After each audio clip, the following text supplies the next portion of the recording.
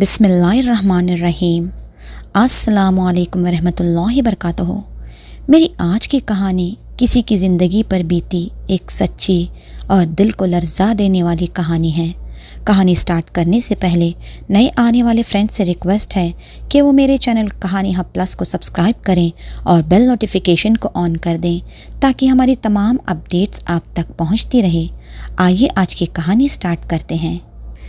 मेरे साथ वाले घर में एक औरत अपने बेटे और बहू के साथ रहती थी। बेटे का नाम जावेद और बहू का नाम हुस्ना। बहू और बेटे की शादी को 5 साल गुजर चुके थे। एक दिन जावेद की अम्मी और हुस्ना खाना खा रहे थे कि अचानक कहने लगी, बेटी शादी को 5 साल हो चुके हैं और अभी तक मैंने पोते पोती का मुंह नहीं देखा। आखिर क्या ये मेरी ख्वाहिश कभी पूरी होगी या नहीं। आज जब तुम्हारी तबीयत ख़राब हुई और हम हॉस्पिटल गए तो मैंने सोचा कि शायद खुशखबरी होगी और मैं बहुत जल्द दादी बनने वाली होंगी, पर वहाँ जाकर पता चला तुम्हें गैस और बदहाज़मी का मसला था। फिर हुस्ना कहने लगी, आपसे ज़्यादा इस मसले में मैं परेशान रहती हूँ। जब भी किसी की गोद में औलाद देखती हूँ तो अंदर ही अंदर अपनी सोनी गोद देखकर खून के आंसू रोती हूँ। फिर हुस्ना की सास कहने लगी, तुम्हारे साथ जिनकी शादियाँ हुई उनके तो 2-2 बच्चे हो चुके हैं। हुस्ना कहने लगी, ये सब मेरे हाथ में होता तो मैं कब से आपको दादी बना चुकी होती। सब अल्लाह की मर्ज़ी है। इतना सुनते ही जावेद बोला, हुस्ना तुम जाओ और अपना काम देखो। हुस्ना के जाने के बाद जावेद की अम्मी बोली, सुनो जावेद, तुम्हारी बीवी अगर बच्चा नहीं पैदा कर सकती तो तुम कुछ कर लो। जावेद बोला, अम्मी आखिर बच्चा हुस्ना ने ही पैदा करना है, इसमें मैं क्या कर सकता हूँ।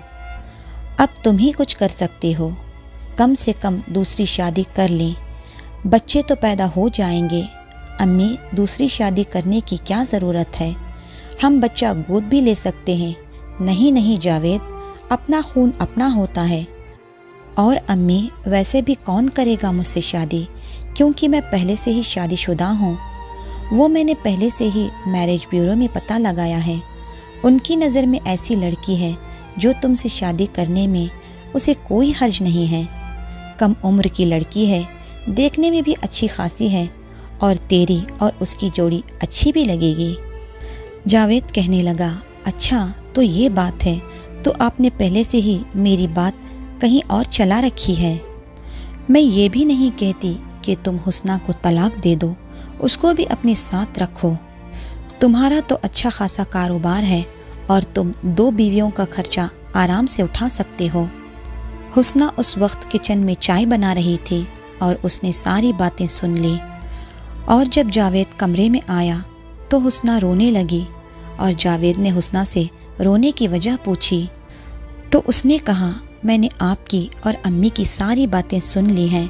अम्मी जैसा कहती हैं आप वैसे ही कर लो, मैं तो आपको औलाद देने से रही। जावेद ने कहा, मुझे दूसरी शादी की ख्वाहिश नहीं है हुस्ना, लेकिन मैं मजबूर हूँ। मैं भी चाहता हूँ कि मेरी अपनी औलाद हो, और हाँ, मेरी दूसरी शादी होने के बाद तुम्हारा इस घर में जो मकाम है वही रहेगा। फिर अगले ही दिन जावेद की अम्मी मैरिज ब्यूरो चली जाती है। फिर जावेद की अम्मी लड़की देखने के लिए मैरिज ब्यूरो वाले के साथ में गई तो उन्होंने जावेद की अम्मी से पूछा, आपका लड़का पहले से शादीशुदा है, फिर आप उसकी दूसरी शादी क्यों करना चाहती हैं। फिर जावेद की अम्मी कहने लगी, हाँ शादीशुदा है तो लेकिन ना होने के बराबर, क्योंकि जावेद की बीवी हुस्ना बच्चे नहीं पैदा कर सकती। इसी मसले से मैं अपने बेटे की दूसरी शादी करना चाहती हूँ। अच्छा ये बताओ, तुम्हारी बेटी में ऐसा कोई मसला नहीं है ना। फिर वो लड़की जिसका नाम लुबना था उसकी अम्मी कहने लगी, नहीं नहीं ऐसा कोई मसला नहीं है, इंशाअल्लाह शादी के 1 साल बाद ही आप दादी बन जाएंगी। फिर बहुत जल्द सब बातचीत होने के बाद जावेद और लुबना का निकाह हो गया।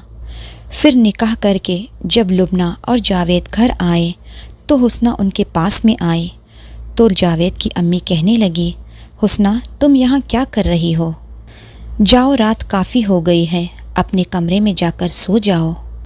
پھر جاوید جب کمرے میں گیا تو اپنی دوسری بیوی لبنہ سے کہنے لگا، میں نے جو پیار جو عزت اپنی پہلی بیوی حسنہ کو دی ہے، وہی مقام، وہی عزت اور پیار تم کو بھی دوں گا۔ پھر جاوید نے لبنہ کو منہ دکھائی کا تحفہ دیا تو لبنہ نے کہا، میرے پاس بھی آپ کے لیے کچھ ہے۔ پھر جاوید کہنے لگا، مجھے کچھ نہیں چاہیے، میرے پاس اللہ کا دیا سب کچھ ہے، گاڑی، پیسہ، گھر، سب کچھ، لیکن ایک چیز کی کمی کی وجہ سے یہ سب کچھ چیزیں بے معنی لگتی ہیں۔ میری دلی خواہش ہے میرے گھر کے آنگن میں اور میری گود میں ایک پیارا سا بچہ کھیلے، بس مجھے تم سے یہی چاہیے اور میری امی کی بھی یہی خواہش ہے۔ تو لبنہ کہنے لگی، انشاءاللہ میں آپ کی یہ خواہش ضرور پوری کروں گی۔ اگلے دن حسنہ سب کے لیے ناشتہ بنا چکی تھی تو جاوید کی امی پوچھنے لگی، حسنہ کیا ابھی تک جاوید اور لبنہ اٹھے نہیں ہیں؟ حسنہ کہنے لگی، نہیں امی۔ تھوڑی دیر بعد جاوید اپنے کمرے سے باہر آیا اور اس کی امی کو کہنے لگا، امی میں باہر جا رہا ہوں، لبنہ کا دل ہے کہ وہ قیمہ روٹی کھانا چاہتی ہے، آپ کو بھی چاہیے تو لے آتا ہوں۔ جاوید کی امی کہنے لگی، ٹھیک ہے میرے لیے بھی کچھ لے آنا۔ جاوید نے جب حسنہ سے قیمہ روٹی کے بارے میں پوچھا تو اس نے صاف انکار کر دیا۔ رات کو بھی جب سب لوگ ڈائننگ ٹیبل پر بیٹھ کر کھانا کھا رہے تھے تو حسنہ نے سب کو کھانا پروسا اور بازو میں کھڑ گئی تو لبنہ نے کہا، اب نوکروں کی طرح ایسے ٹیبل کے پاس کیوں کھڑی ہو، بیٹھ جاؤ اور سبھی کے ساتھ بیٹھ کر کھانا کھا لو۔ حسنہ لبنہ سے کہنے لگی، میں سب کو کھانا کھلا کر اس کے بعد ہی کھانا کھاتی ہوں۔ اس بات پر لبنہ بولی، تم کیا بوڑھی عورتوں کی طرح رواج بنائے بیٹھی ہو؟ اسی بات کی وجہ سے لبنہ اور حسنہ کی تو میں ہونے لگی۔ ان دونوں کی لڑائی ختم کرنے کے لیے جاوید نے کہا، کھانا کھانے کے بعد ہم سب لوگ باہر گھومنے جاتے ہیں۔ لبنہ اس بات کے لیے مان گئی، لیکن حسنہ اس نے کہا، میں نہیں آؤں گی کیونکہ میں تم دونوں کے درمیان میں نہیں آنا چاہتی۔ پھر جب لبنہ اور جاوید باہر گھومنے کے لیے گئے تو لبنہ کہنے لگی، آپ نے کیوں حسنہ کو ساتھ میں آنے کے لیے کہا؟ وہ بانجھ عورت مجھے بہت ہی بری لگتی ہے۔ تو اس بات پر جاوید کہنے لگا، وہ میری پہلی بیوی ہے اور میں تم دونوں کو برابر کا پیار دینا چاہتا ہوں۔ جاوید اور لبنہ کی شادی کو 1 سال ہو چکا تھا، لیکن بچے کی امید کہیں نظر نہیں آ رہی تھی۔ ایک دن لبنہ اپنے کمرے میں بیٹھی سوچ رہی تھی کہ میری شادی کو 1 سال ہو گیا اور میں امید سے نہیں ہوئی، کہیں جاوید مجھے طلاق نہ دے دے، کیونکہ جاوید نے مجھے بچے کے لیے ہی شادی کی ہے۔ پھر لبنہ نے سوچا، کیوں نہ میں جاوید کو ایسے محسوس کرواؤں جیسے میں ماں بننے والی ہوں۔ اس طرح سے جاوید کی اور میری ساس کی توجہ پوری طرح سے مجھ پر ہی ہوگی۔ لبنہ بار بار ڈرامے کرتی کہ میرے پیٹ میں شدید درد ہو رہا ہے۔ جب لبنہ نے پہلی بار پیٹ درد کا ڈرامہ کیا تو جاوید کی امی نے اپنے فیملی ڈاکٹر کو بلا کر لبنہ کی جانچ کروائی تو پتہ چلا کہ کچھ بھی نہیں ہے۔ پھر اسی رات لبنہ نے پھر سے پیٹ درد کا ڈرامہ کیا تو جاوید اور اس کی ماں نے لبنہ کو لے کر اسپتال جانے ہی لگے تھے کہ اتنے میں حسنہ کی طبیعت خراب ہو گئی۔ حسنہ کی جیسے ہی چلانے کی آواز آئی تو جاوید نے کہا، امی آپ لبنہ کو سنبھالو، میں حسنہ کو دیکھتا ہوں۔ جاوید کی امی کہنے لگی، بیٹا حسنہ کو کیا ہونا ہے، وہی گیس کا مسئلہ ہوا ہوگا، گھر میں دوائی پڑی ہے وہ لے لے گی، تم لبنہ کو سنبھالو۔ جب جاوید اور اس کی امی لبنہ کو لے کر ہاسپٹل گئے تو اسے کچھ بھی نہیں ہوا تھا۔ پھر جب وہ اسپتال سے گھر آئے تو لبنہ اپنے کمرے میں چلی گئی۔ جاوید اپنی امی سے کہنے لگا، امی میں حسنہ کو دیکھ کر آتا ہوں۔ جاوید جب حسنہ کے کمرے میں گیا تو اس نے حسنہ سے پوچھا، حسنہ اب تمہاری طبیعت کیسی ہے؟ حسنہ کہنے لگی، اب آپ کو کیا فرق پڑتا ہے، آپ نے تو مجھے درد میں تڑپتا چھوڑ چلے گئے تھے۔ حسنہ تمہیں تو صرف گیس کی تکلیف ہے اور تم وقت پر دوائی لو تو یہ مسئلہ حل ہو جائے گا، اس چھوٹی سی بات کو بتنگڑ کیوں بنانا چاہتی ہو؟ حسنہ کہنے لگی، ہاں اچھا ٹھیک ہے، اب آپ کی توجہ تو مجھ سے ہٹ ہی جانی ہے۔ پھر جاوید بولا اب میں کیا کرتا، اس کو اگر نہ لے جاتا تو؟ حسنہ بولی ہاں اب اسے ہی پیار کرتے ہیں، اب آپ کے پاس میرے لیے وقت ہی کہاں ہے؟ جاوید بولا ہاں میں تنگ آ گیا ہوں تم دونوں کا خیال رکھتے رکھتے، لیکن تم دونوں ہو کہ مجھے باتیں کرنے سے باز نہیں آتی ہو۔